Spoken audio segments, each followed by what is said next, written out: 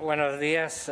Quisiera agradecer a Oceana por la oportunidad que me ha dado de presentar este trabajo que hemos llevado por aproximadamente 20 años. La próxima.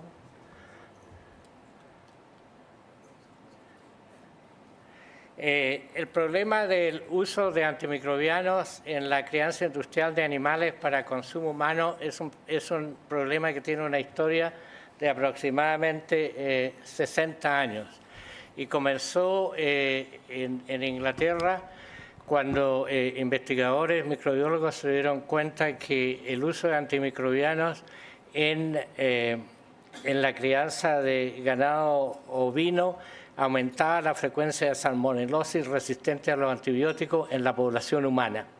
Y al comienzo hubo un tanto de resistencia de la industria a reconocer que este era un problema, que el uso de antimicrobianos en la crianza industrial de animales para consumo humano era un problema que repercutía en la salud pública de la población humana. Pero a medida que pasaron los años se aceptó que no solamente bacterias resistentes a los antimicrobianos como Salmonella o Escherichia coli pasaban a la población humana, sino que también se vio que genes de resistencia que habían sido originados en la crianza industrial de animales, como por ejemplo cerdos, en el caso del gen de resistencia a la meticilina de Staphylococcus aureus, y los genes de resistencia a la vancomicina en enterococos se habían originado en las aves. De tal manera que este es un concepto actualmente totalmente reconocido como un problema de salud pública, veterinaria y de medicina humana. Ahora, ¿qué es lo que sucede cuando se usan antimicrobianos en la crianza industrial de animales? Bueno, se seleccionan bacterias resistentes a los antimicrobianos, se contaminan los alimentos con bacterias resistentes a los antimicrobianos, estas bacterias entran al ambiente de la medicina humana y además se contamina el medio ambiente con antimicrobianos. Y esto tiene cierta importancia porque la mayor parte de los genes de resistencia nuevos que se introducen a la medicina veterinaria y a la medicina humana vienen del ambiente. Y si ustedes tienen contaminación del ambiente con antimicrobianos, están seleccionando por genes que nunca antes se habían visto en la práctica veterinaria o en la práctica médica. Y estos genes son captados por las bacterias patógenas para animales y patógenas para humanos, dificultando el tratamiento entonces de las infecciones producidas por ellas. La próxima, por favor. Ahora, respecto del uso de antimicrobianos en la salmonicultura en Chile. Nosotros empezamos este trabajo, la próxima, aproximadamente hace 20 años atrás, y pudimos ver que a medida que aumentaba la producción de salmón, aumentaba el uso de antimicrobianos. Y esto fue posible porque en aquella época no había estadísticas del uso de antimicrobianos en Chile en la medicina veterinaria o en la salmonicultura.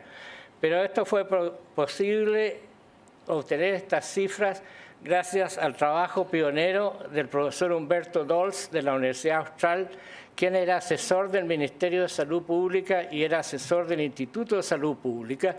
Y una vez se dio cuenta él y me dijo, en Chile no se producen antimicrobianos, todos los antimicrobianos se importan, se necesitan divisas para importar antimicrobianos, y si probablemente vamos al Banco Central y vemos cómo se gastan las divisas en la importación de antimicrobianos, podemos obtener cifras de consumo de antimicrobianos que en esa época no estaban en el ambiente público. Y así fue como pudimos confeccionar esta tabla con los estudiantes del doctor Dols trabajando en el Banco Central, viendo qué cantidad de divisas, de dólares, se gastaban en la importación de antimicrobianos para uso en la salmonicultura. La próxima diapositiva. Y este trabajo permitió, por ejemplo, estudiar el uso de quinolonas y fluoroquinolonas en la salmonicultura y en la medicina humana, y ustedes ven cómo el uso de fluoroquinolonas y quinolonas va aumentando a medida que aumenta la producción de salmón. Sin embargo, la importación de quinolonas y fluoroquinolonas para medicina humana permanece prácticamente estable. Este es un hallazgo bastante importante. Otra cosa que se pudo ver en ese momento fue que las instituciones regulatorias en veterinaria autorizaban en negro cierto uso de cantidades de antimicrobianos.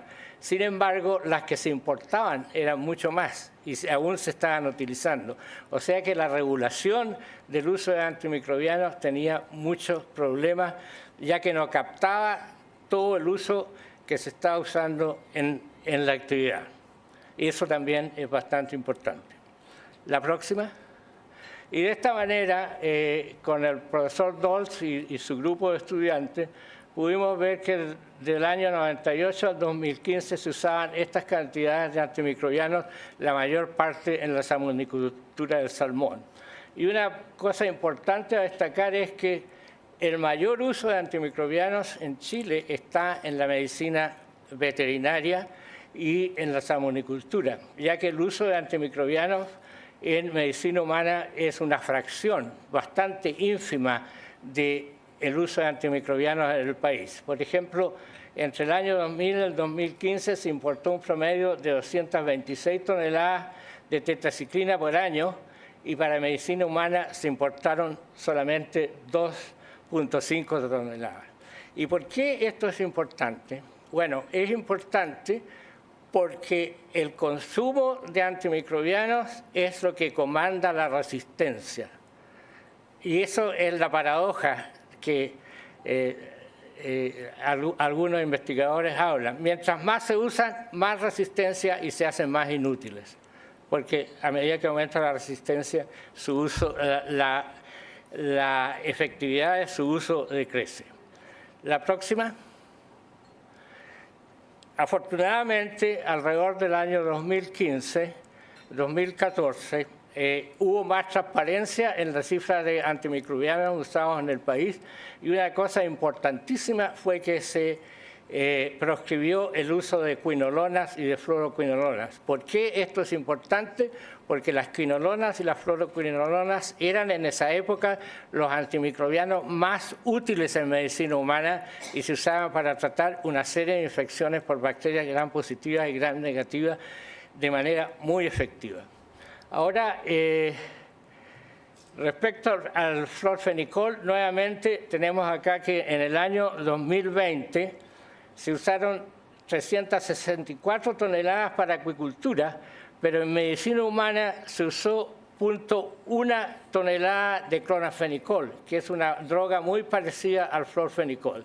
De tal manera que aquí nuevamente tenemos el ejemplo de que en medicina humana se usan una fracción de los antimicrobianos que se usan en la salmonicultura.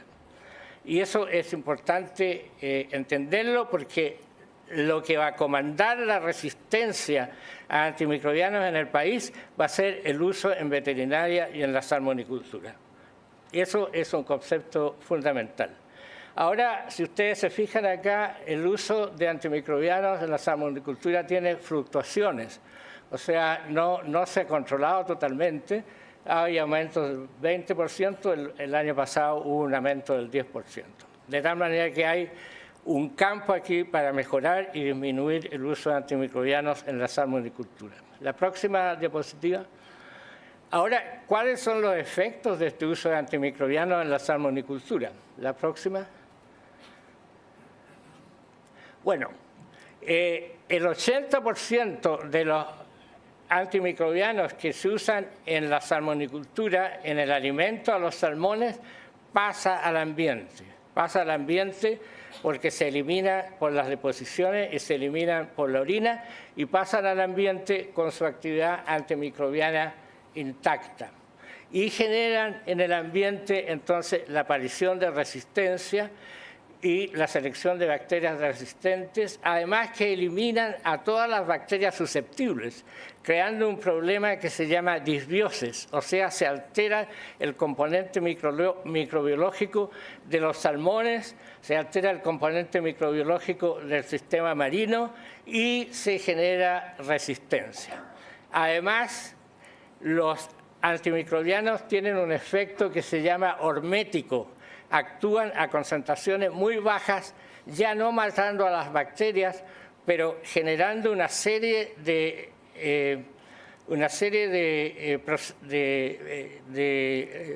fenómenos genéticos que tienden a aumentar la resistencia y que además estimulan la transmisión de resistencia entre diferentes especies bacterianas.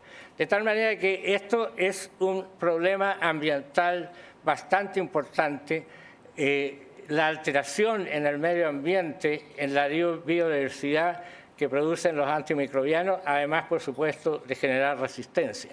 Y estas alteraciones metabólicas del medio ambiente pueden afectar de manera negativa a la productividad de la salmonicultura, por ejemplo, y de otras actividades.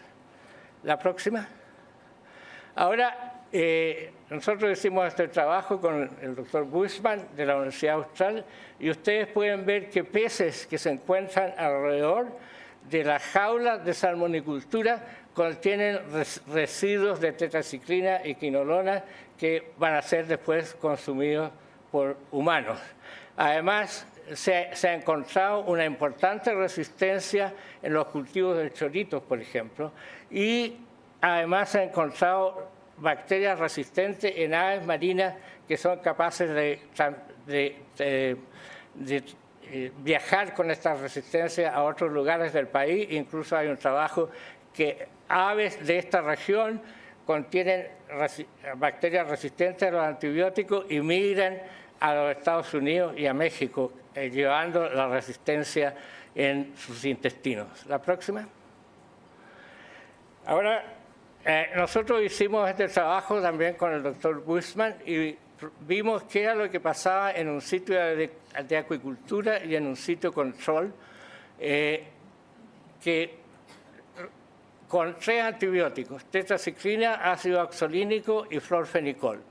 Y ustedes ven que aquí de negro está la resistencia en el sitio de acuicultura y de blanco está la resistencia en el sitio control, y ven que ustedes que la resistencia en el sitio cercano a la acuicultura es mucho mayor con la tetraciclina, con el ácido oxolínico y menos con el cloranfenicol, pero 3 veces en este año, en el año que se hizo el estudio, había una resistencia alta también al florfenicol en 3 meses del año.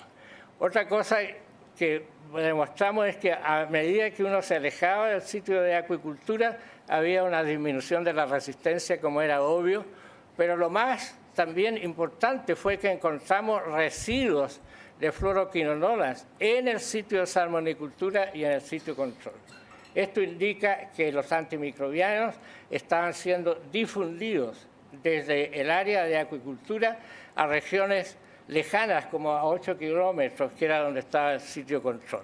La otra cosa que pudimos demostrar fue que estas bacterias en el sitio de acuicultura y en el sitio control contenían múltiples genes de resistencia a tetraciclina, a quinolonas y al florfenicol. De tal manera que esta actividad estaba seleccionando bacterias resistentes que contenían genes de resistencia en los sedimentos marinos donde hicimos el estudio. La próxima. Ahora la gente nos decía, no, estas bacterias resistentes son a lo mejor contaminantes de animales terrestres y de animales humanos. Hicimos estudio molecular y demostramos que todas las bacterias de las 80 y tantas que estudiamos eran en realidad bacterias marinas, no eran bacterias que fueran contaminantes de animales terrestres o habitantes del intestino de humanos. La próxima. Y también pudimos probar que varias de estas bacterias pueden transmitir la resistencia a antimicrobianos a bacterias sensibles, que es un fenómeno general de la resistencia, de la biología de la resistencia a antimicrobianos. Y aquí tienen dos bacterias dadoras que fueron capaces de conferir resistencia a bacterias susceptibles en el laboratorio, lo cual indica que probablemente en estos sitios donde existe esta selección por antimicrobianos, se están seleccionando, se está facilitando la transmisión de resistencia entre diversas poblaciones bacterianas. La próxima. Ahora, otro trabajo de un grupo de la Universidad Católica de Valparaíso, Lidiquera Yantén, estudiaron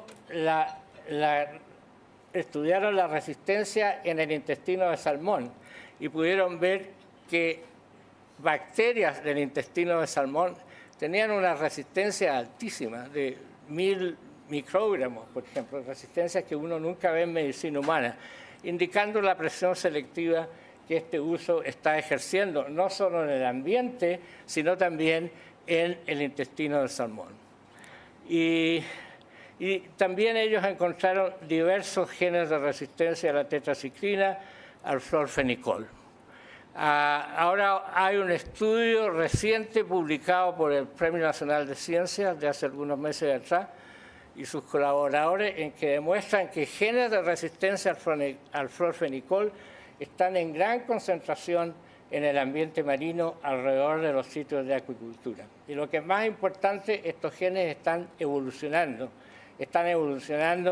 a genes que confieren mayor resistencia y están evolucionando a genes que confieren también menor resistencia. Y también están ligados a elementos genéticos que permiten la transferencia de estos genes de bacterias susceptibles a bacterias resistentes. La próxima diapositiva. La próxima. Ahora, ¿qué es lo que pasa con la resistencia? Hay múltiples entidades genéticas que confieren resistencia a los antibióticos en las bacterias. Y una de ellas son los plasmidos. Y aquí tienen ustedes un plasmido de resistencia que contiene 7 genes de resistencia a tetraciclina y a streptomicina, a cloranfenicol y otros antibióticos, y además tiene una región de genes que facilitan la transmisión entre bacterias de distintas especies. De tal manera que esto pasa cuando las bacterias tienen plasmido, la resistencia puede transmitirse en el intestino del salmón, en el ambiente y por supuesto también pasa en el intestino humano. Este mapa genético lo hicimos con mi profesor de la Universidad de Stanford hace ya muchos años y tomamos fotografías electrónicas de estas entidades genéticas responsables de la resistencia y responsables de la transmisión. La próxima diapositiva. Y ustedes pueden ver que en Puerto Montt nosotros vimos bacterias del sedimento marino y bacterias aisladas de infecciones urinarias de pacientes del Hospital de Puerto Montt y tienen los mismos genes de resistencia a las quinolonas, el gen qRNA-A, qRNA-B, qRNA-C, indicando de que existe una comunidad que comparte elementos genéticos de resistencia en el sedimento marino, en el ambiente marino y en los patógenos humanos aislados de infecciones urinarias en el Hospital de Puerto Montt. Y esto es explicado porque las bacterias intercambian genéticos en el ambiente marino a una frecuencia formidable, 20 trillones por segundo, como resultado de la alta concentración de bacterias en agua y en sedimento. De tal manera que hay todo un movimiento de genes de resistencia en estos diversos ambientes que tienen relación con la salmonicultura del salmón. La próxima. Bueno, y también aquí ustedes ven, para ilustrar lo que se hace en la acuicultura, tiene un impacto en las infecciones urinarias de pacientes humanos en las regiones de acuicultura. Además, ustedes ven estos elementos genéticos que facilitan la diseminación de la resistencia en una bacteria marina. Es muy similar a esta estructura acá de una Escherichia coli aislada de una infección urinaria. indicando que estas son comunidades que son capaces de transmitir información genética a la resistencia de manera libre y prácticamente sin limitaciones. La próxima. Y también en estos ambientes se encuentran genes nuevos, porque en el ambiente hay genes de resistencia que nunca han sido detectados por la práctica veterinaria o la medicina humana y que son captados por estos elementos genéticos y son capaces de entrar entonces a las bacterias patógenas veterinarias o bacterias patógenas humanas. La próxima. Y ustedes ven cómo si uno compara la resistencia a las quinolonas, por ejemplo, en Chile, en el sedimento y en Escherichia coli aislada de infección urinaria, la resistencia es mucho mayor que la resistencia que se encuentra, por ejemplo, en Escherichia coli aislada de infección urinaria en Bolivia o en el Reino Unido o en Portugal, indicando que el uso de antimicrobianos está ejerciendo acá una presión selectiva importante. La próxima diapositiva. La próxima. Ahora, ¿tiene esto alguna...? Yo creo que les he dado una introducción de que tiene alguna repercusión en la medicina humana el uso de antimicrobianos en la acuicultura. Cuando estaba preparando esta presentación, empecé a buscar y me encontré con 3 trabajos extraordinarios hechos por gente de la Universidad del Desarrollo y de la Clínica Alemana con colaboradores de la Universidad de Oxford. Y ellos dicen que en Chile existe un problema creciente de resistencia a los antimicrobianos, que está teniendo impacto en la mortalidad. Este trabajo lo hicieron en 39 hospitales en Chile, está teniendo impacto en la mortalidad y en el ingreso a las unidades de cuidados intensivos y además está teniendo impacto en el costo del tratamiento, ya que se deben usar múltiples antibióticos para tratar estas infecciones resistentes. La próxima. Y lo que es interesante de lo que yo le he presentado es que las infecciones resistentes antiguamente se adquirían en los hospitales, ahora se están adquiriendo en la comunidad, porque el uso de antimicrobianos es mucho mayor en la comunidad, en las actividades industriales, que el uso en los hospitales. Y esto es un cambio que se ha producido debido al uso de antimicrobianos en estas industrias. Y lo importante es que hay un aumento de resistencia a las quinolonas en bacterias aisladas en medicina humana. Y esto para mí indicaría, no solamente no es el único factor, que el uso de quinolonas que se produjo en Chile hace 10 o 15 años atrás ha influido en la resistencia bacteriana a las quinolonas en bacterias aisladas de pacientes humanos. La próxima diapositiva. Y también un estudio de colonización y nuevamente nos encontramos que hay una alta prevalencia de bacterias gram negativas resistentes a las fluoroquinolonas colonizando el intestino de pacientes humanos en Chile. Hay una bacteria que es muy patógena, que es multiresistente, y los aislados del Instituto de Salud Pública indican que esta resistencia ha aumentado hasta casi el 100% el año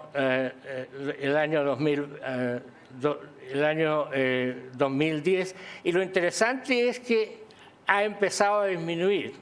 Y esto yo creo que puede ser el resultado de la limitación del uso de fluoroquinolonas en la salmonicultura, que ha hecho que la resistencia comience a disminuir. De tal manera que indica que uno puede controlar la resistencia a antimicrobianos si uno controla el uso de antimicrobianos en diversas actividades humanas. La próxima diapositiva. La próxima. Bueno, una conclusión general de este trabajo es que en Chile existe un problema creciente de resistencia a antimicrobianos en el ambiente, en medicina veterinaria y en medicina humana, que está dificultando de manera importante el tratamiento de las infecciones bacterianas. El uso de antimicrobianos en la salmonicultura en el ambiente acuático incluyendo el pasado uso de quinolona y el presente de florfenicol y de tetraciclina, contribuye de manera importante a esta situación. La planeada expansión de la salmonicultura, a mi juicio, necesitará de una disminución importante de este uso para preservar la salud de peces, del ambiente y la humana dentro del concepto de una salud. ¿Puedes pasarme la diapositiva anterior? Este es un caso que un médico me proporcionó en Chile de una paciente de 23 años que tenía una leucemia linfoblástica y fue infectada por una pseudomonas aeruginosa cuando se la estaba preparando para hacer un trasplante de médula ósea. Desgraciadamente, la paciente murió y la bacteria era resistente a 12 antimicrobianos.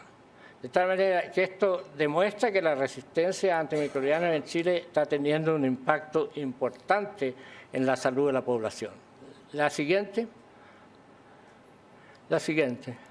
Este es para agradecer a mis colaboradores del New York Medical College, de la Universidad de los Lagos, de la Universidad Austral de Chile, de la Universidad de Chile, de la Universidad de Nueva York, del Hospital Base de Puerto Montt, la doctora Luisa Rioseco, gran microbióloga, y a mis colegas de la Escuela Veterinaria de Oslo, que fueron los que me introdujeron a este problema, especialmente el doctor Henning Sorum, que hace 25 o 30 años atrás publicó un trabajo fundamental para entender los problemas de salud pública que crea el uso de antimicrobianos en la acuicultura del salmón.